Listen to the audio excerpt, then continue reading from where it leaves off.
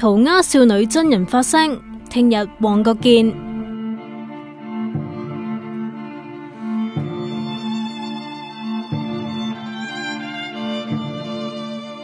遊客熱點滿布佢嘅作品，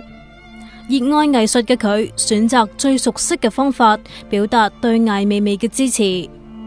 十分真誠嘅人啦，然後先係藝術家，或者然後先係一個維權嘅人士。整個世界都好少人可以犧牲咁多，或者係可以將咁多擺上呢個即用作賭注。我哋都好明顯見到我哋嘅自由係不斷咁樣被一啲政治因素所蠶食㗎。當呢一種咁嘅思想去廣泛傳播俾下一代嘅時候，即係就會冇人為再下一代發聲，咁慢慢就會連自由嗰個意義究竟係點解嘅自由呢兩個字都會慢慢消逝啦。塗鴉曝光之後，艾未未嘅媽媽曾經聯絡過佢，表示謝意，但支持背後換嚟重案組政治大搜捕。喺預算案遊行嘅時候，遇上驚險嘅一幕。好多警察喺中環附近戒備啦，我哋係唔知道原來有咁多警察去之前，咁但係去咗啦，亦都照做啦。於是都好幾次險些就正面咁樣撞到啲警察，好彩就大家即係我自己就好幸運地就冇真係遇到當場嘅危險。塗鴉少女已經做好心理準備，為自己所做嘅隨時俾人拉。因為茉莉花革命而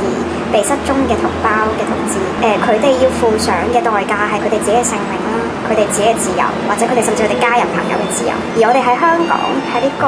尚算司法公正、尚算有言論自由嘅地方，我哋係唔係連呢一少少嘅，即係可能要坐監或者要罰錢呢少少嘅代價，我哋都唔可以為公義而犧牲呢？維護法紀呢，需要道歉呢，呢個係天方夜譚。佢而家只有一個問題問曾偉雄。而呢一單案嘅嚴重程度，即係純粹作為一個即係刑事毀壞嘅案件啦。即係如果佢真係跟蹤緊我嘅時候，或者我嘅朋友嘅時候，其實佢係唔係真係需要用到咁大量嘅警力去做呢啲事呢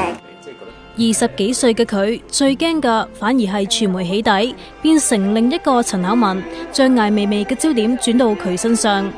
聽日佢會參與藝術公民大聲行嘅遊行，呼籲香港人站出來撐艾未未，用你自己嘅方式幫我哋行呢條公義嘅路。